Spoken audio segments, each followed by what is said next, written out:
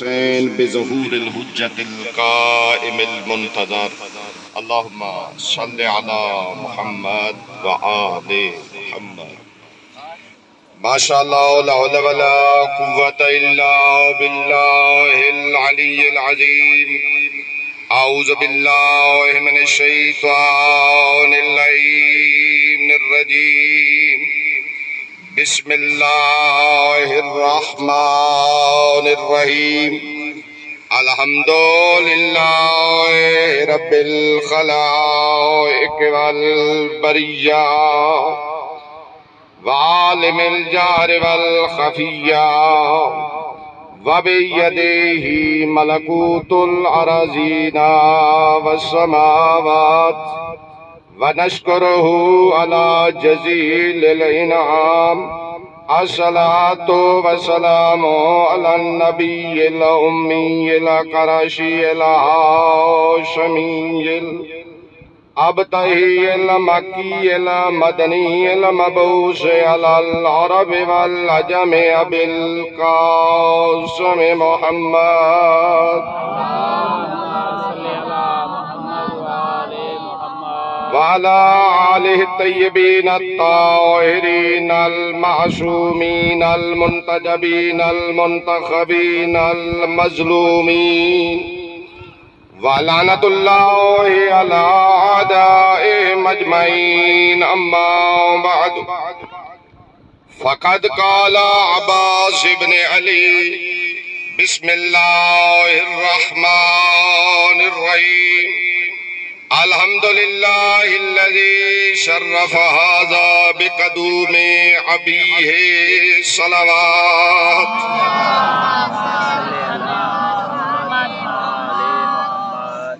سب سے پہلے دعا ہے کہ جو ذکر سید سجاد کو برپا کیا گیا ہے خداوند عالم اس کو اپنی بارگاہ میں قبول و منظور فرمائے. اس ذکر کے صدقے میں بانیان مجلس کے خداوند عالم رزق میں برکت اور وسعت عطا فرمائے. تمام قسم کی پریشانیاں ان سے دور رکھے. اس ذکر کے صدقے میں دیکھیں مجلس جب ذاکر یا خطیب پڑھ رہا ہو بولنا یا نہ بولنا آپ کی مرضی ہے، لیکن جب دعا کی جا رہی ہو تو تب آپ کی طرف سے آواز آنی چاہیے. مجلس تو سب نے پڑھی ہوگی اور میرے سے اچھی پڑھ کے گئے ہیں، لیکن میں مجلس شروع کرنے سے پہلے آپ کو دعا دے رہا ہوں. اگر میں آپ کے فائدے سے ہٹ کے بات کر رہا ہوں تو آپ بولیں صلوات پڑھ لیں بابا جی.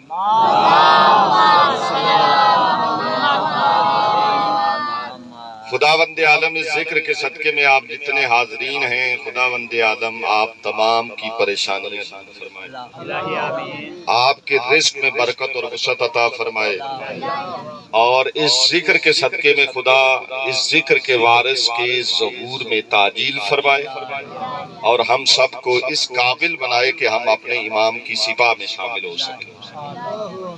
عزیزان گرامی، عزاداری کے خلاف سازشیں آج کی نہیں.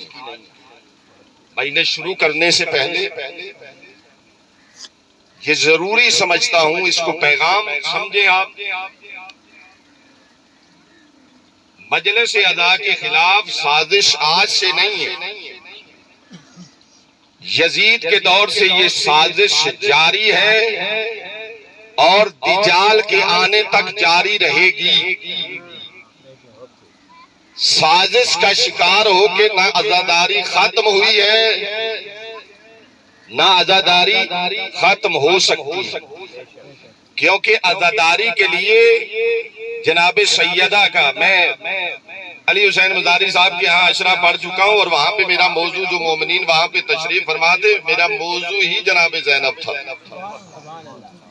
بی بی نے دربار یزید میں کھڑے ہو کے یہ کہا تھا کہ یزید تو جو کرنا چاہتا ہے کر لے، تیرے پاس دولت بھی ہے، تیرے پاس حکومت بھی ہے، تیرے پاس فوج بھی ہے، سب کچھ ہے. میں زینب بنت علی کہتی ہوں جو تمہیں کرنا ہے وہ کر لو، جو چال چلنا چاہتے ہو چل لو. یزید تو اگر یہ چاہتا ہے کہ ہمارا ذکر مٹائے، میں اعلان کر کے جا رہی ہوں کہ تو ہمارا ذکر مٹاتے مٹاتے خود مٹ جائے گا، لیکن ہمارا ذکر پھر بھی مومنوں کے دلوں میں زندہ رہے گا۔ تو آج بھی اگر کوئی فلسفے کے ذریعے کہ عزاداری کا فلسفہ یہ ہے، عزاداری میں یہ نہیں ہونا چاہیے، عزاداری میں یہ ہونا چاہیے، عزاداری میں رسومات ختم ہونی چاہیے، اس کو جو کرنا ہے وہ کرتا رہے، وہ چاہے لاہور میں بیٹھا ہوا کرنے والا کر رہا ہے یا کہیں اور بیٹھا ہوا کر رہا ہے، عزاداری کے خلاف جو وہ کر سکتا ہے وہ کرے۔ اس کو پتہ ہونا چاہیے کہ اس عزاداری کے خلاف آنے والا اگر کوئی اپنے آپ کو متقی پرہیزگار بھی سمجھتا ہے تو برباد ہو چکا ہے، عزاداری آج بھی باقی ہے۔ نعرہ حیدری،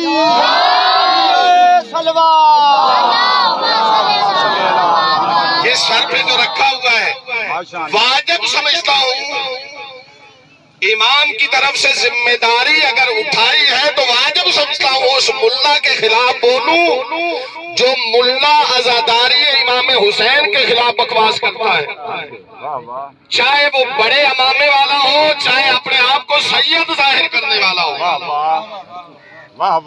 عزاداری امام حسین ہے تو ہماری عزت ہے۔ کس لیے آپ نے ہمیں بلایا ہے؟ کس لیے آپ نے ساری نظر نیاز، ساری زحمات کی ہیں؟ کس لیے کی ہیں؟ کس سے محبت ہے؟ ارشد جعفری سے یا امام حسین سے؟ امام حسین علیہ السلام کی محبت میں آپ جمع ہوئے ہیں، رسول خدا کی محبت میں آپ سب جمع ہوئے ہیں کہ حسین رسول کا نواسا ہے۔ اس وجہ سے ہر مسلمان پہ فرض ہے کہ وہ رسول کو پرسا دے، رسول کے نواسے کے ذکر میں شریک ہو۔ سبحان اللہ، ہر مسلمان پہ یہ فرض ہے۔ آپ جو تمام برادران اہل سنت یا اہل تشیع جمع ہوئے ہیں، کس لیے جمع ہوئے؟ اگر ہمیں بلایا گیا ہے تو کس وجہ سے؟ پہلے تو کبھی کسی نے نہیں بلایا، پہلے تو کبھی کسی نے اتنی عزت نہیں دی۔ یہ عزت کس وجہ سے ملی ہے؟ حسین کی وجہ سے۔ اور اگر میں اسی حسین کے خلاف بولنا شروع کر دوں جس کی وجہ سے مجھے عزت مل رہی ہے تو پھر آپ میری عزت کریں گے؟ افسوس ہے ان لوگوں پہ جو حسین سے محبت بھی کرتے ہیں اور حسین کی عزاداری کے خلاف بولنے والے کو بھی کہتے ہیں یہ سید ہے، یہ عالم دین ہے، یہ بڑا مقدس ہے، یہ عزاداری کا فلسفہ بیان کرتا ہے۔ ایسے فلسفے کو ہم نے کیا کرنا ہے جو عزاداری کے خلاف ہے؟ عزیزان گرامی، عزاداری جو ہمارے پاس ہے سید سجاد اور امام جناب سیدہ زینب کی دی ہوئی ہے، یہ عزاداری ہم برباد کریں نہ کریں، عزاداری خدا کا وعدہ ہے پوری ہو کے رہے گی۔ لہذا اپنے اوپر فرض سمجھتا تھا، اس وجہ سے گزارشات پیش کی کہ آپ ماشاءاللہ سے عزادار ہیں، کسی کی سازش کا شکار نہیں ہونا، ہر سال اس کو بڑھا کے مجلس کو کرنا ہے۔ آج اگر 5 جا کر مولوی پڑھے ہیں، اگلے سال کوشش کرنی ہے 1 کا اضافہ کریں۔ اس دفعہ 4 گھنٹے مجلس ہوئی ہے، اگلی دفعہ کوشش کریں کہ 5 گھنٹے مجلس ہو۔ کبھی تو کہہ دیا جاتا ہے کہ نیاز پہ خرچ کرنا یہ نشے کی طرح ہے۔ افسوس ہے جس حسین کے صدقے میں تمہیں سب کچھ دیا گیا ہے اس کی نیاز کو تو نشے سے تشبیہ دیتا ہے اور پھر بھی کہتا ہے کہ عزاداری کا فلسفہ کوئی نہیں سمجھتا۔ صلوات پڑھ لے بابا جی۔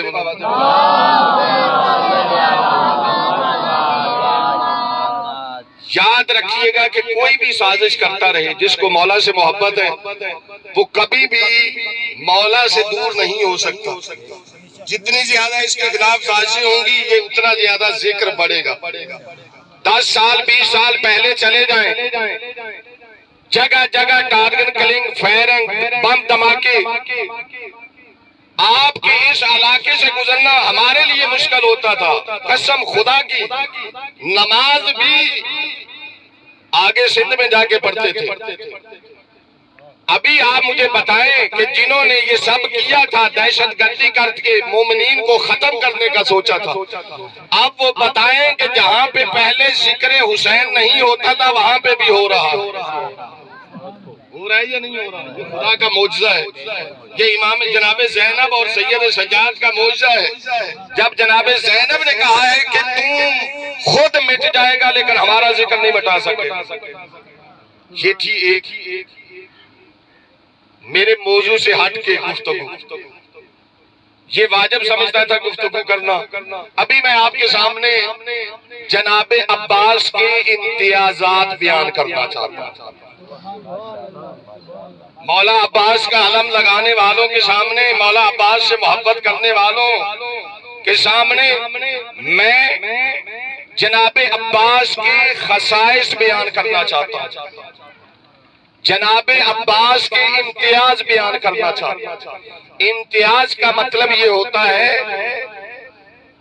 کہ یہ والی صفت کسی اور میں نہیں ملے گی۔ امتیاز کا مطلب، اردو تو آپ یقیناً سمجھتے ہیں، آج کل تو سوشل میڈیا نے اردو جنگل میں رہنے والوں کو جو ہے وہ آتا ہے، تو آپ تو ماشاءاللہ شہر کے قریب رہتے ہیں اور آپ میں سے پڑھے لکھے افراد موجود ہیں۔ عزیزان گرامی، امتیاز کہتے ہیں کہ یہ والا امتیاز اس کو اس سے الگ کرتا ہے، یعنی یہ والی صفت اس کے علاوہ کسی اور میں نہیں۔ توجہ ہے؟ امتیاز کا مطلب ہے کہ بس اسی میں ہے، اگر کسی اور میں آیا بھی ہے تو ایک لمحے کے لیے آیا ہے، ایک سال کے لیے آیا ہے، ایک گھنٹے کے لیے آیا ہے۔ امتیاز کا مطلب ہے کہ جس کا ہے وہ دنیا سے چلا گیا ہے تب بھی اسی کا ہے۔ امتیاز وہ ہے جو آپ نے سنے ہوئے بھی ہیں، آپ کو پتا بھی ہے، صرف توجہ دلوانا چاہتا ہوں۔ جناب عباس کا پہلا امتیاز ہے غازی۔ پہلا امتیاز کیا ہے؟ غازی۔ غازی کس کو کہتے ہیں؟ بابا جنگ میں جا کے جو لڑے، فتح کرے، فاتح ہو کے واپس آئے، اس کو غازی کہتے ہیں۔ جو جنگ میں مارا جائے اس کو شہید کہتے ہیں۔ دنیا کے اندر بڑے غازی گزرے،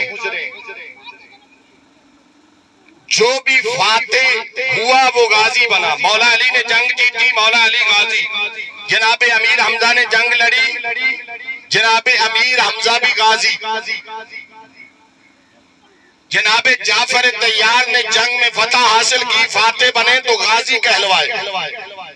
عزیزان گرامی، جو بھی دنیا میں فاتح ہے اس کو غازی کہتے ہیں، جو مارا جاتا ہے اس کو شہید کہتے ہیں۔ شہید کو کبھی کسی نے غازی نہیں کہا، بولے کہا ہے کبھی؟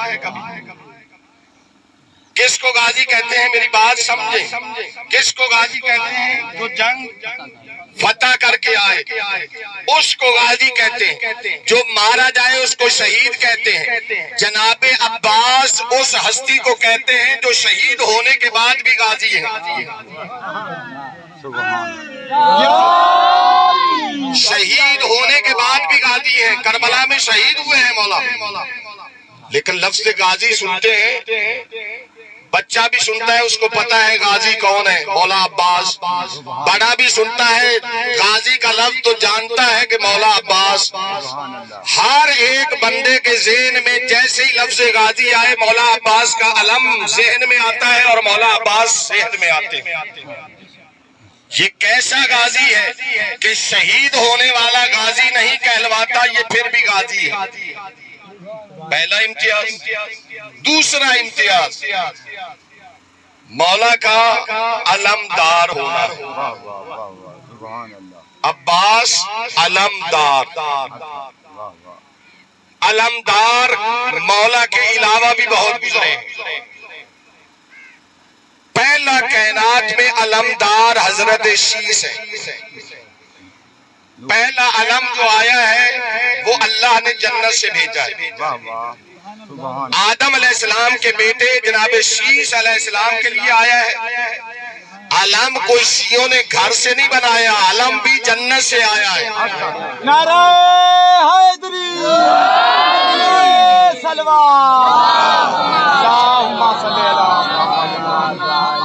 علم جنت سے آیا ہے، جس طرح سے مولا کی ذوالفقار جنت سے آئی ہے، علم بھی جنت سے آیا ہے۔ سبحان اللہ۔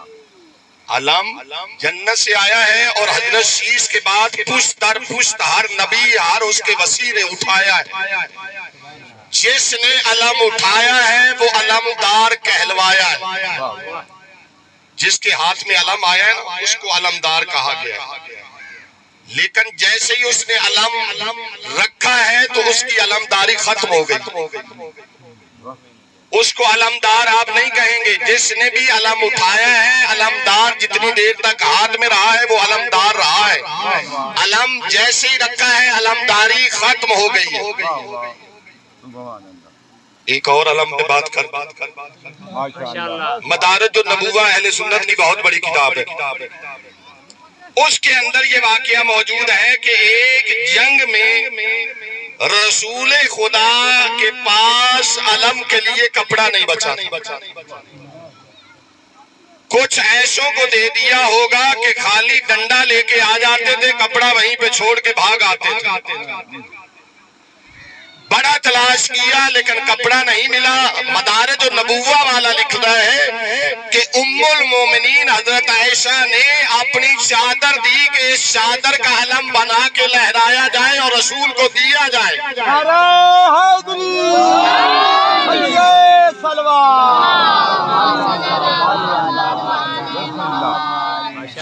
یہ کس کی چادر سے علم بنا ہے؟ حضرت ام المومنین حضرت عائشہ کی چادر سے۔ میں کہتا ہوں کہ پھر تم کہتے ہو کہ شیعہ گستاخ ام المومنین ہے۔ ہم تو بی بی کی چادر کے بنائے ہوئے علم کی شبیہ کو آج تک اٹھا کے بتا رہے ہیں کہ جتنا شیعہ ام المومنین کا احترام کرتا ہے اتنا کوئی کر بھی نہیں سکتا۔ صلوات پڑھ لیں بابا جی۔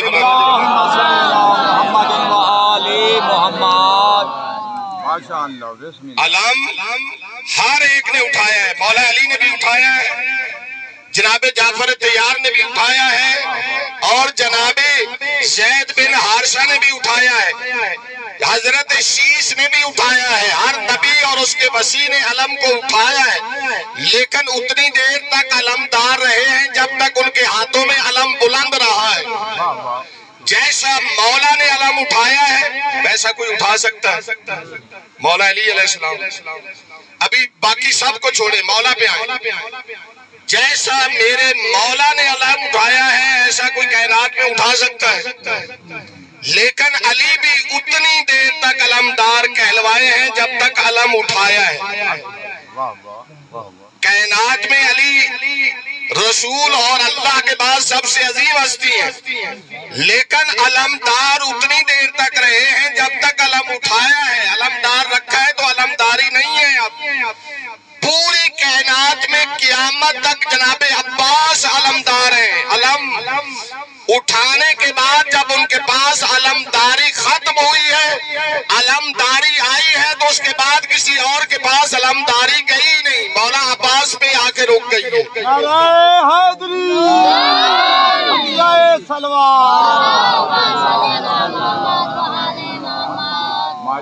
ابا اگر آپ کو مولا کے عباس کے امتیازات اچھے لگ رہے ہیں تو میں پڑھتا ہوں، نہیں تو میں پھر مولا علی کے امتیازات شروع کر دیتا ہوں۔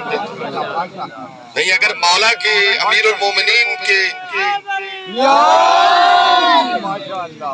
پھر زندگی رہی تو آپ کو سنائیں گے جناب سیدہ کے امتیازات کیسے ہیں، مولا امام حسن کے کیا امتیازات ہیں۔ امتیازات کا مطلب یہ ہے کہ یہ والی صفت مولا عباس میں جو ہے یہ خانوادہ بنی ہاشم میں بھی کسی کے پاس نہیں ہے۔ خانوادہ بنی ہاشم رسول خدا کے خاندان میں بھی کسی کے پاس نہیں ہے۔ میں کہتا ہوں کہ جب رسول خدا کے خاندان میں سے کسی اور کے پاس وہ فضیلت نہیں ہے جو عباس کے پاس ہے، تو پھر ایرے گہرے عباس کے بابا علی کا مقابلہ کیسے کر سکتے ہیں؟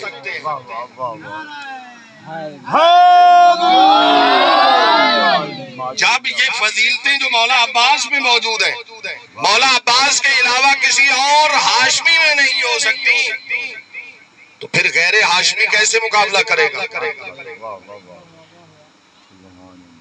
تیسرا امتیاز سب کو پتہ ہے، علم پہ بھی لکھا ہوتا ہے السلام علیکہ یا قمر بنی ہاشم،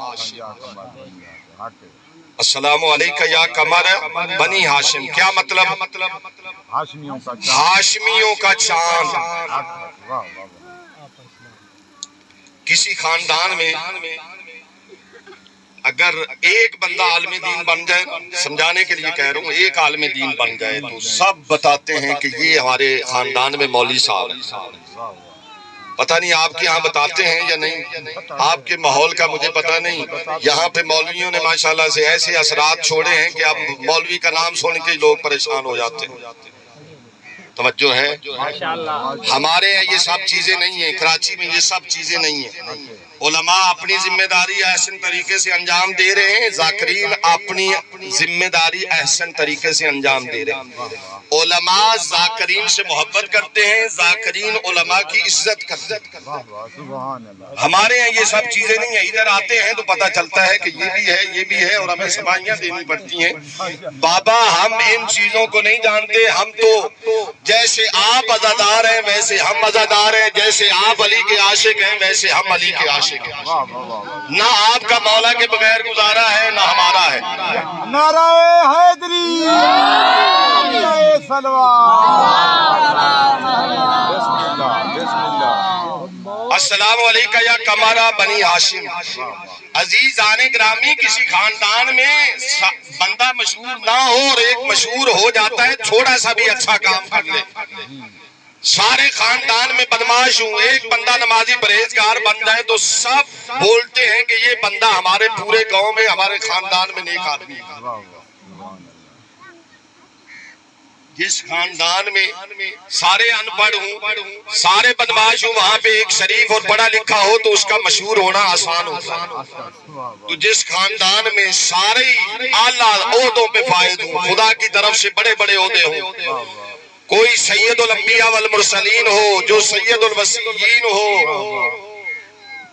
ایسے خاندان میں یہ جناب عباس کا امتیاز ہے، کسی اور کے پاس یہ امتیاز نہیں ہے۔ مولا علی بھی کہتے ہیں کہ اے قمر بنی ہاشم ہے، ہاشمیوں کے چاند آپ پر ہمارا سلام ہو۔ مولا حسین بھی کہتے ہیں اے ہاشمیوں کے چاند آپ پر ہمارا سلام ہو۔ کوئی کام تو ایسا ہے، ہمارا بچہ اگر فرسٹ آ جائے کسی کلاس میں تو ہم کہتے ہیں یہ میرا چاند سا بیٹا ہے۔ جناب عباس کو ہاشمیوں کا چاند انہوں نے کہا ہے جن کے پاس حسن اور حسین جیسے بیٹے موجود ہیں، یہ جناب عباس کا امتیاز ہے۔ عزیز آنے گرامی، ایک مولا نے 84 جنگیں لڑی ہیں، پہلے والی آپ نے سنی ہے، اب وہ شروع ہو رہے ہیں جو آپ نے انشاءاللہ نہیں سنی۔ مولا نے کتنی جنگیں لڑی ہیں؟ 84۔ یہ امتیاز اگر دیکھنا ہے کہ مولا عباس کے پاس کیا امتیاز، 84 جنگیں لڑنے کے باوجود، فاتح ہونے کے باوجود، علی کی زلف کار جب تک نیام میں رہی ہے تب تک کسی کو ڈر نہیں ہوا، نیام سے باہر آئی ہے تو سب ڈرے، نیام سے تلوار باہر آئی ہے، ذوالفقار آئی ہے تو سب ڈرے۔ جب تک نیام میں رہی ہے تو سب کو پتا ہے کہ کچھ نہیں ہوگا۔ علی اس شجاع کو کہتے ہیں، علی اس بہادر کو کہتے ہیں کہ نیام سے تلوار باہر آئے تو لوگ ڈرتے ہیں۔ عباس اس بہادر کو کہتے ہیں تلوار نیام میں بھی ہو تو دشمن تھر تھر کانپتا ہے عباس کو دیکھ کر۔ نعرہ حیدری، نعرہ سلوات۔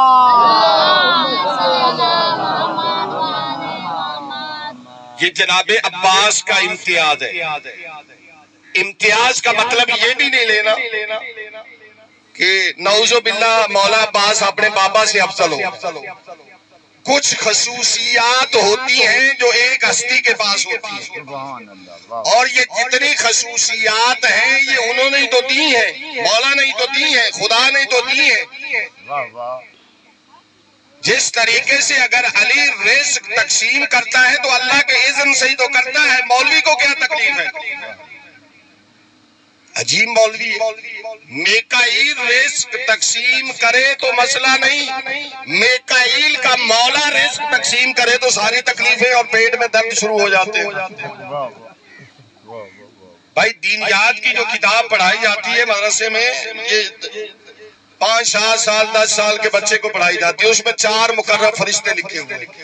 اٹھائیں کسی بھی دینیات کو، 4 مقرر فرشتوں کے نام لکھے ہوئے ہیں، جبرائیل، میکائیل، اسرائیل، اسرافیل، ان 4 کے کام بھی لکھے ہوئے ہیں۔ میکائیل کا کیا کام ہے، جبرائیل کا کیا کام ہے، دیکھ لیجئے گا، خود جا کے تفصیل میں جاؤں گا تو وقت آپ کا زیادہ لے لوں گا۔ یہاں پہ مسئلہ کیوں نہیں ہوتا؟ بابا فرشتہ رزق تقسیم کر سکتا ہے مولوی کے بقول، تو یہ فرشتہ جب تک علی کی ولایت کا اقرار نہ کرے خدا اس کو کوئی عہدہ نہیں دیتا۔ نعرہ حیدری، علیہ سلوات۔ اسرائیل کو تو سب جانتے ہیں، کسی اور فرشتے کو نہ جانے والے۔ ملک الموت کو تو سب جانتے ہیں، کسی ٹائم بھی آ سکتا ہے۔ کتنے فرشتے روح قبض کرتے ہیں؟ مولویوں نے کیا بتایا؟ 1 ہے یا 1000 ہے؟ 1 فرشتہ ہے نا۔ اسرائیل جس کا نام ہے ملک الموت کے نام سے مشہور ہے، یعنی موت کا فرشتہ۔ امیر کے پاس بھی یہی جاتا ہے، غریب کے پاس بھی یہی جاتا ہے۔ پوری کائنات میں یہ وہی فرشتہ ہے کہ جو ہر ایک کی روح قبض کرنے کے لیے جاتا ہے۔ اس نے ایک ایسا گھر بتایا ہے کہ اگر میرے سے پوچھو تو اس گھر کے علاوہ کائنات میں کوئی امیر نہیں۔ اگر کوئی اور امیر ہوتا تو اس کے دروازے پہ بھی اجازت لیتا۔ فاطمہ کا گھر امیر ہے، علی کا گھر امیر ہے، پوری کائنات میں بغیر اجازت کے اندر نہیں جا سکتا۔ نعرہ حیدری، علیہ سلوات۔ ماشاء اللہ، ماشاء اللہ۔ ابھی ذاکر صاحب آپ کو کہہ رہے تھے نا کہ مدینے، واہ واہ، دعا نہیں مگا۔ تو عزیزان گرامی، مدینے میں ایک ہی جگہ ہے مقام جبرائیل۔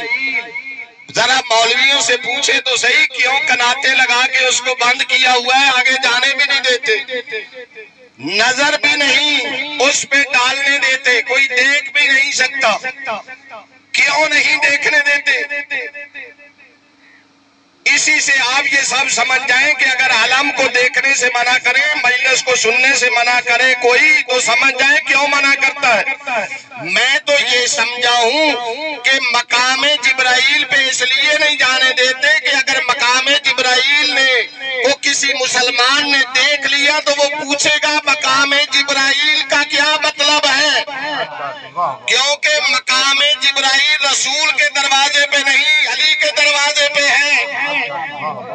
اگر کسی مسلمان نے پوچھ لیا کہ مولوی صاحب بتائیں مقام جبرائیل علی کے دروازے پہ کیا کر رہا ہے، تو مولوی کو بتانا پڑے گا یہاں پہ کھڑے ہو کے پہلے بی بی فاطمہ سے اجازت لیتا تھا، پھر آگے بڑھتا تھا۔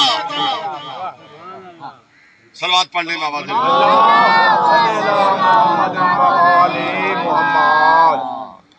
عزیزان گرامی، یہ ملک الموت ہر کسی کے پاس جا سکتا ہے۔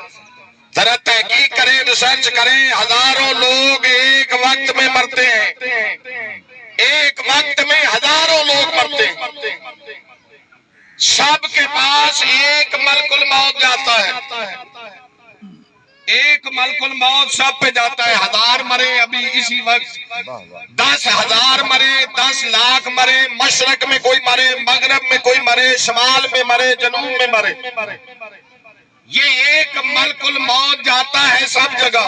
ملک الموت سمجھ میں آ گیا ہے، ایک وقت میں سب جگہ جا سکتا ہے، علی سمجھ میں نہیں آتا۔ نعرہ حیدری، علیہ سلوات۔ جناب عباس کا ایک امتیاز اور آپ کی خدمت میں پیش کر کے آپ کی زحمت تمام کر دوں۔ عزیزان گرامی، جناب عباس کو اللہ نے جہاں پہ اتنے امتیازات دیے ہیں، مولا کو اللہ نے فصاحت میں بھی ایک بڑا عجیب امتیاز دیا۔ علی علیہ السلام بولتے ہیں تو نہج البلاغہ بنتی ہے۔ نہج البلاغہ مولا نے کہاں پہ بیٹھ کے بولی ہے تو نہج البلاغہ بنی، منبر کوفہ پہ۔ منبر کوفہ پہ بیٹھ کے مولا خطاب کرتے تھے، وہ جمع ہو گئی تو نہج البلاغہ بن گئی۔ یہ ہے میرے مولا کی فصاحت، علی کی فصاحت کا نام نہج البلاغہ ہے۔ توجہ، علی علیہ السلام کی فصاحت کا نام نہج البلاغہ ہے۔ نہج البلاغہ مولا منبر کوفہ پہ بیٹھ کے بولتے رہے تو بنتی رہی، یعنی مولا کی خطابت، مولا کی فصاحت منبر کوفہ سے صادر ہوئی۔ علی علیہ السلام منبر کوفہ سے بولتے ہیں۔ جناب عباس کو اللہ نے یہ امتیاز دیا ہے جو کسی معصوم کو بھی نہیں ملا، کہ عباس اگر خطبہ دیتے ہیں تو خانہ کعبہ کی چھت پہ کھڑے ہو کے دیتے ہیں۔ نہ عباس سے پہلے کسی نے دیا ہے، نہ عباس کے بعد کوئی دے گا۔ نعرہ حیدری، بلند سلوات، اللہم صلی علی محمد۔ اگر آپ لوگ تھک گئے ہیں تو میں یہیں ختم کر دیتا ہوں۔ صلوات پڑھ لیں بابا۔ اللہم صلی علی محمد۔ 8 ذی الحج کو مولا نے خطبہ دیا ہے، خانہ کعبہ کی چھت پہ کھڑے ہو کے عباس سے پہلے پوچھے، تحقیق کریں، علماء سے پوچھیں۔ نہ کسی نبی کو یہ امتیاز ملا ہے، نہ کسی رسول کو یہ امتیاز ملا ہے، یہ صرف مولا عباس کے پاس ہے۔ خانہ کعبہ کے اوپر چھت پہ کھڑے ہو کے، مجمع کون ہے؟ حاجیوں کا مجمع ہے، سارے احرام کی حالت میں، سب حج کی تیاری میں ہے، اور مولا عباس خانہ کعبہ کی چھت پہ ہیں، کہہ رہے ہیں الحمدللہ الذی شرف ھذا بقدوم ابیہ۔ جب چھوٹے تھے تو ذاکروں سے سنتے تھے یہ جملے، پھر تھوڑے سے بڑے ہوئے تو مولویوں سے سنا بابا ذاکروں کے جملے ہیں۔ جب قدرت مدرسے میں لے کے گئی، پڑھا، تو پھر پتا چلا کہ مولوی ذاکروں پہ الزام لگاتے تھے۔ ذاکر جو جملہ کہتے تھے پرانے، وہ در حقیقت مولا عباس کے جملے تھے۔ سبحان اللہ۔ الحمدللہ الذی شرف ھذا بقدوم ابیہ۔ تمام تعریفیں اس اللہ کے لیے ہیں جس نے اس بیت کو، اس گھر کو عزت بخشی ہے میرے مولا حسین کے بابا علی کے قدموں سے۔ خانہ کعبہ کو عزت ملی ہے علی کے قدموں سے۔ من کانا بالامس بیتن اصبح قبلتن۔ مولا عباس کہہ رہے ہیں، مولا کہہ رہے ہیں کہ تمام تعریف اس خدا کے لیے ہے جس نے خانہ کعبہ کو عزت بخشی ہے میرے مولا حسین کے بابا علی کے قدموں سے۔ اور یہ کل تک ایک گھر تھا، جیسے ہی میرے بابا کے قدم ہیں یہ قبلہ بن گیا ہے۔ نعرہ حیدری، بلند سلوات، اللہم صلی علی محمد وآل محمد۔ بھائی یہ آخری جملہ کہوں گا، اس کے بعد اندازہ لگاؤں گا کہ آپ سننا چاہتے ہیں یا یہیں پہ چھوڑنا چاہتے ہیں۔ ماشاءاللہ ماشاءاللہ۔ تمام تعریفیں اس خدا کے لیے ہیں جس نے مولا حسین کے بابا کے قدموں سے خانہ کعبہ کو عزت بخشی ہے۔ یہ پہلے کچھ بھی نہیں تھا، جیسے ہی علی کے قدم آئے یہ قبلہ بن گیا۔ آگے کیا ارشاد فرماتے ہیں؟ یا ایھا الکفرۃ الفجرۃ۔ کہاں پہ کھڑے ہیں؟ نہیں بولیں گے تو مجھے افسوس ہوگا۔ کہاں پہ مولا عباس کھڑے ہیں؟ خانہ کعبہ کی چھت پہ۔ سب بولیں گے کہاں پہ کھڑے ہیں؟ خانہ کعبہ کی چھت پہ۔ سامنے کون ہے؟ حاجی، مسلمان، احرام کی حالت میں، حج کی تیاری میں، سامنے سارے حاجی ہیں۔ خانہ کعبہ کی چھت پہ مولا عباس ہے، اور کیا مخاطب کر کے کہہ رہے ہیں؟ یا ایھا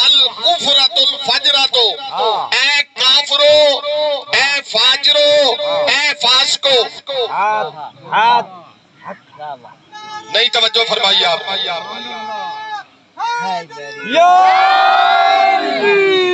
مولا عباس نے فیصلہ دیا ہے کہ کافر کون ہے، فاجر اور فاسق کون ہے. بابا حج کر رہے ہیں، علی کا بیٹا مولا عباس کہہ رہے ہیں کہ اے کافرو، حج کرنے والوں کو کہا ہے اے کافرو، احرام کی حالت میں ہونے والوں کو کہا ہے اے کافرو فاجرو. کیوں کہا ہے؟ کہا ہے کہ اے کافرو فاجرو اتصدون طریق الامام، تم امام کا راستہ روکتے ہو. جناب عباس نے خانہ کعبہ کی چھت میں کھڑے ہو کے، اگر اس جملے پہ میرا کوئی ساتھ نہیں دے گا تو میں مولا سے شکایت کروں گا. ذاکروں والی کام کرتا ہوں میں، مولا عباس سے شکایت کروں گا کہ میں نے آپ کی شان میں اور آپ کے جملے پڑھے ہیں اور مومنین خاموش دیکھ رہے ہیں. کیا کہا ہے کہ اے کافرو اے فاجرو، پھر کیا کہا ہے کہ تم راستہ روکتے ہو امام کا. یہ کہہ کے بتا دیا کہ کافر اور فاجر وہ نہیں جو نماز نہیں پڑھتا، جو دوسرے مسلمان کو قتل کرتا ہے. اصل میں کافر اور فاجر وہ ہے جو امام وقت کا راستہ روکے. نعرہ تکبیر، نعرہ رسالت، نعرہ ولایت، نعرہ حیدری، حسینیت، جدیدیت، اہل بیت کل دشمن تلالا. بس آخری جملہ آپ کی محبت کو دیکھتے ہوئے اور اس کے بعد چند جملے مصائب کے کہہ کے آپ کی زحمت تمام. مولا عباس نے ان کو مخاطب کر کے کہا کہ دیکھو تم سارے کس لیے آئے ہو؟ خانہ کعبہ کا طواف کرنے کے لیے، تم حجر اسود کو چومنے کے لیے آئے ہو. مولا کہتے ہیں اگر اللہ کے کوئی اسرار اور راز نہ ہوتے، اللہ کے اگر کوئی رموز نہ ہوتے، اللہ کی کچھ باتیں اگر خدا اپنی باتیں پردہ میں نہ رکھنا چاہتا، تم تو آئے ہو خانہ کعبہ کے پاس طواف کرنے کے لیے. میرے مولا حسین کو خانہ کعبہ کے پاس آنے کی ضرورت نہیں تھی، خانہ کعبہ چل کے حسین کے پاس آتا. اور مولا نے کہا کہ اگر یہ اسرار اور راز نہ ہوتے بیچ میں تو تم سب تو حجر اسود کو چومنا اپنے لیے فضیلت سمجھتے ہو. حسین کو ضرورت نہیں تھی، حجر اسود آگے بڑھتا، حسین کے ہاتھوں کے بوسے لیتا. عظمت تھی جناب حسین بتائی ہے مولا عباس. جہاں پہ اتنے امتیاز دیے ہیں، امام حسن اور امام حسین کے جوڑے جنت سے آئے. جناب عباس کو اللہ نے امتیاز دیا ہے کہ جناب سیدہ نے سیے. جناب عباس کا یہ امتیاز کہ جو بیٹے ہوتے ہوئے امام حسن اور امام حسین جناب سیدہ کے بیٹے ہیں، لیکن ہمیشہ سیدہ نے ان کو رسول کا بیٹا کہا ہے. سبحان اللہ. جناب عباس وہ ہے کہ جس کو جناب سیدہ نے اپنا بیٹا کہا ہے. سبحان اللہ. سبحان اللہ. جناب عباس اس ہستی کو کہتے ہیں کہ علی نے خدا سے کچھ کبھی مانگا نہیں، خدا نے خود دیا. ولایت، فضائل، ہر چیز اللہ نے خود دی. ہر چیز اللہ نے خود مولا کو دی. لیکن واحد جناب عباس ہے کہ جس کو یہ امتیاز ہے کہ علی نے نماز شب کی دعاؤں میں عباس کو مانگا ہے. نعرہ حیدری،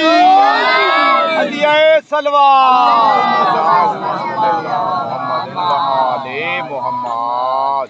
بس عزیزو، جناب عباس مولا کی شجاعت کے وارث تھے.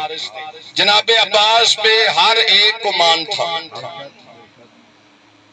جتنا سکینہ کو مان تھا اتنا کسی کو تھا. سید سجاد کے آپ مصائب سن چکے ہیں، میں چند جملے جناب سکینہ کے پڑھنا چاہتا ہوں.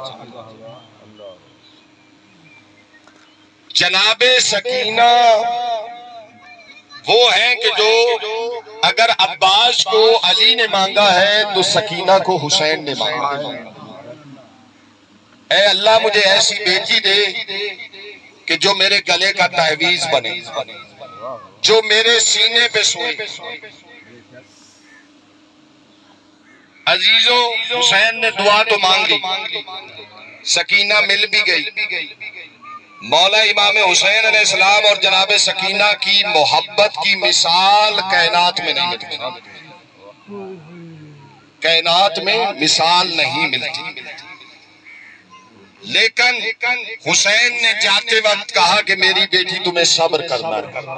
جب ولادت ہوئی تھی تو مولا امام حسین گریہ کر رہے تھے۔ جناب فضہ نے کہا تھا مولا کیوں روتے ہیں؟ اللہ نے آپ کو بیٹی دی ہے، بیٹی باپ کے لیے رحمت ہوتی ہے۔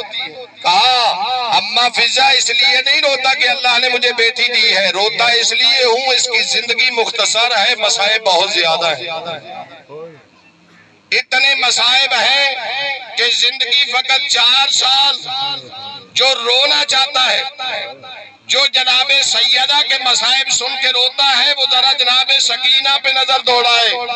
جناب سیدہ کے مصائب یہ سن کے روتے ہیں نا کہ 18 سال میں کوئی ضعیف نہیں ہوتی، 18 سال میں کسی کے سر کے بال سفید نہیں ہوتے، 18 سال کی عمر میں کسی کی کمر نہیں جھکتی۔ رونے والوں یہ سن کے روتے ہو نا 18 سال کی عمر میں جناب سیدہ کی کمر جھک گئی تھی، جناب سیدہ کے سر کے بال سفید ہو گئے تھے۔ بی بی 90 سال کی ضعیفہ معلوم ہوتی تھی، وہ تو 18 سال کی تھی۔ یہ 4 سالہ بچی تھی جس کی کمر جھک گئی تھی، جس کے بال سفید ہو چکے تھے۔ اپنی دادی کی نسبت اس پہ زیادہ مصائب آئے۔ مصائب بھی اتنے ہیں کہ بیان نہیں کیے جا سکتے۔ جب بھی دشمن کو پتا چلتا تھا سکینہ ہے، وہ بابا کا پرسہ اس انداز میں دیتا تھا کہ سکینہ منہ کے بل زمین پہ گرتی تھی۔ ایک ہی سکینہ آواز لگاتی تھی چچا عباس تیری بھتیجی تماچے کھا رہی ہے۔ یہ سکینہ جو ہر وقت اپنے بابا کو یاد کرتی تھی۔ اور رونے والوں بس آخری جملے، دربار یزید میں میں زیادہ زحمت مصائب میں نہیں دوں گا، آپ ذاکرین کو سن چکے ہیں۔ اردو خطیب ویسے بھی کوئی زیادہ مصائب نہیں پڑھ سکتا۔ جب دربار یزید میں پہنچے، اس نے سامنے 4 سالہ بچی کو دیکھا۔ اس نے بچی کو مخاطب کیا کہ آپ کون ہیں؟ سکینہ بولنا چاہی لیکن آواز نہ پہنچا سکی۔ اس نے امام سجاد کی طرف دیکھا، کہا سجاد، اے سید سجاد، یہ بچی میرے سوال کا جواب کیوں نہیں دیتی؟ امام سجاد نے کہا کہ میری بہن کے گلے کی رسی ڈھیلی کروا، تمہیں بتانا چاہتی ہے لیکن رسی اتنی سخت ہے کہ آواز نہیں نکال سکتی۔ اور رونے والوں رسی ڈھیلی کی گئی۔ دشمن نے کہا من انت، تو کون ہے؟ بی بی نے کہا انا سکینہ تو بنت الحسین، میں حسین کی بیٹی سکینہ ہوں۔ سکینہ اور حسین وہ 2 نام ہیں جن کو یزید بھی جانتا ہے حسین کون ہے، سکینہ کون ہے۔ فوراً کہا کون سی سکینہ؟ وہ والی سکینہ جو حسین کے سینے پہ سوتی تھی، وہ والی سکینہ جس کے لیے حسین بڑے بڑے تحفے لے کے آتے تھے، وہ والی سکینہ جو حسین کے گلے کے تعویذ تھا۔ بی بی نے فوراً کہا ہاں وہی والی سکینہ۔ اس نے کہا کہ اے بچی مجھے بتا، جب تیرے بابا سفر پہ جاتے تھے واپسی پہ تیرے لیے کیا لاتے تھے؟ کہا میرے بابا میرے لیے کھجوریں لے کے آتے تھے۔ جو ماتم کرنا چاہتا ہے میرا آخری جملہ ہے، جیسے ہی کہا کہ میرے بابا میرے لیے کھجوریں لے کے آتے تھے، اور رونے والوں اس نے کہا کہ سکینہ اگر تمہیں کھجوریں دوں تو لے لو گی؟ جناب سکینہ نے جناب سجاد کی طرف دیکھا، مولا سجاد نے اجازت دی، سکینہ نے کہا ہاں لے لوں گی۔ اور رونے والوں اس نے فوراً کہا بچی میرے تخت کے سیڑھیوں پہ رومال کے نیچے کھجوریں رکھی ہیں، کھجوریں اٹھا لے۔ بچی آگے بڑھی، بچی نے رومال ہٹایا، کھجوریں نہ ملی، بابا کا کٹا ہوا سر نظر آیا، خون آلودہ سر ملا۔ سکینہ نے اپنے آپ کو